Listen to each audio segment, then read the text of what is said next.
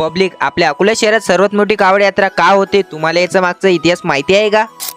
मग पब्लिक बोला गुगल, हे अकोल्याची मॉडेल #स्लॉगर या इतिहासाची सुरू होते सन 1944 पासून. आझादीच्या पहिले आपल्या अकोला शहरात पाणीचा लय मोठा दुष्काळ होता. पाण्याची नुसतं कमतरताच होती. म्हणून 1944 साली काही लोकांनी गांधीग्रामहून पाणी घेऊन 17 किलोमीटर पैदल यात्रा करून श्री राजराजेश्वर मंदिर मध्ये शिवलिंगला जल अर्पण केलं आणि त्यानंतर आपल्या अकोला शहरात पाण्याचा दरार आला. त्यापासूनच ही परंपरा सुरू झाली. म्हणूनच आपल्या अकोला शहरात आजही पाण्याचा दुष्काळ नाही आणि दरवर्षी श्रावण महिन्यात पाणी येतच असते. भक्त पाणी पावसात कावड यात्रेचा उत्सव करतात आणि भारतातील सर्वात मोठी कावड आपल्या अकोला शहरात होते. कशी वाटली ही इन्फॉर्मेशन? ब्लॉग जर आवडला असेल तर लाईक करा, शेअर करा, जास्तीत जास्त शेअर करा. भेटू मग. भुवन गात्र ज्वलन नेत्र गान पात्र घन बन धीरा